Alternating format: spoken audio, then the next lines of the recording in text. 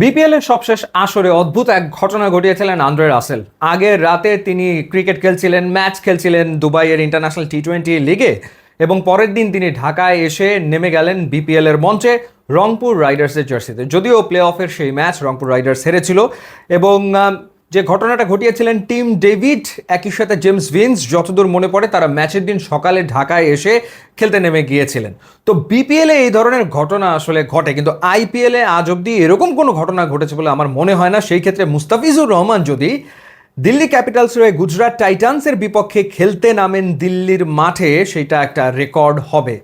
অর্থাৎ আগের রাতে ইনফ্যাক্ট সংযুক্ত আরব আমিরাতে খেলা হয়েছে শারজাতে, সেখানে বাংলাদেশের হয়ে খেলার পর 24 ঘন্টা না যেতে আইপিএল এর মঞ্চে নেমে যাওয়া, তো নিশ্চিতভাবে সেটা আসলে একটা রেকর্ড হবে। এখন দেখার ব্যাপার যে দিল্লি ক্যাপিটালস তাকে প্লেইং 11-এ রাখে কিনা। এর আগে জানিয়ে রাখি যে সংযুক্ত আরব আমিরাতের বিপক্ষে বাংলাদেশ 27 রানে ম্যাচ জিতেছে, প্রথমে ব্যাট করে 191 করে 7 উইকেটে, যেখানে আমরা পারভেজ হোসেন ইমনের রেকর্ড করা সেঞ্চুরি দেখেছি 54 বলে 100 রান, যেখানে তিনি 9টা ছক্কা হাঁকিয়ে রেকর্ড গড়েছেন, এবং জবাব দিতে নেমে 164 রানে গুটিয়ে গেছে সংযুক্ত আরব আমিরাত। তবে একটা সময় একটুখানি কিন্তু ভয় ধরিয়ে দিয়েছিল সংযুক্ত আরব আমিরাতের ব্যাটাররা, যখন আসলে তাদের রান ছিল 154 5 উইকেটে, তখন মনে হচ্ছিল যে সংযুক্ত আরব আমিরাত একটা অঘটন ঘটাতেও পারে, কিন্তু বাংলাদেশের বোলাররা সেই সুযোগটা আসলে তাদেরকে দেয়নি। তানজিম হাসান সাকিব 4 ওভার বল করে 22 রানে 2 উইকেট নিয়েছেন।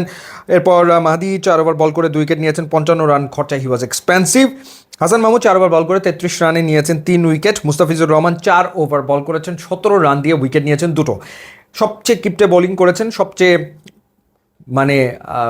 কি বলবো, ইকোনমিক্যাল বোলিং করেছেন, এবং প্রথম ওভারেই তিনি আসলে উইকেট নিয়েছেন। সো সেই ক্ষেত্রে মুস্তাফিজের যে পারফরমেন্স, তার পারফরমেন্স নিয়ে তো নতুন করে বলার কোনো কিছু আসলে নেই। তো এখন দেখার ব্যাপার যে তাকে নিয়ে আসলে দিল্লি ক্যাপিটালস এই রিস্ক নেয় কিনা, কারণ এরকম ঘটনা আইপিএলে তো এর আগে ঘটেছে বলে আমার মনে হয় না।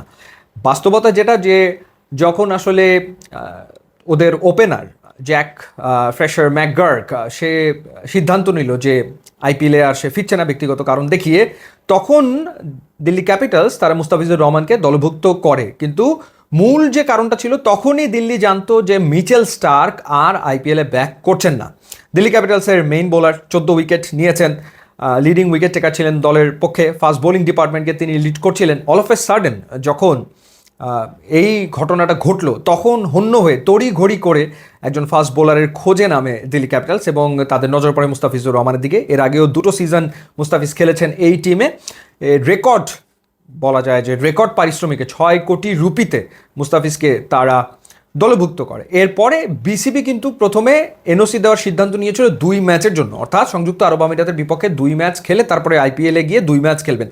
দিল্লি রিকোয়েস্ট করে, অনুরোধ করেছে বাংলাদেশ ক্রিকেট বোর্ডকে যেন তাকে 3 ম্যাচের জন্য ছাড়া হয়, এবং সেই অনুরোধ রেখেছে বাংলাদেশ ক্রিকেট বোর্ড। তাকে 18 তারিখ থেকে 24 তারিখ পর্যন্ত এনওসি দেওয়া হয়েছে।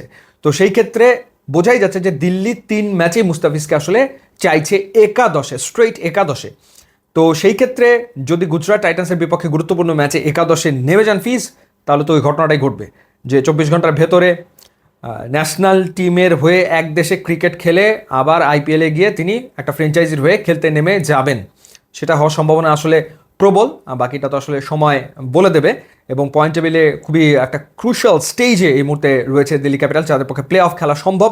বাকি 3 ম্যাচের রেজাল্টের উপরে সব কিছু নির্ভর করছে। তো দেখা যাক মুস্তাফিজকে গুজরাট টাইটান্সের বিপক্ষে একাদশে দেখা যায় কিনা। ইউটিউব ইনস্টাগ্রাম লিঙ্ক আছে, আপনারা যোগ দিলে খুবই খুশি হবো। And thanks for watching.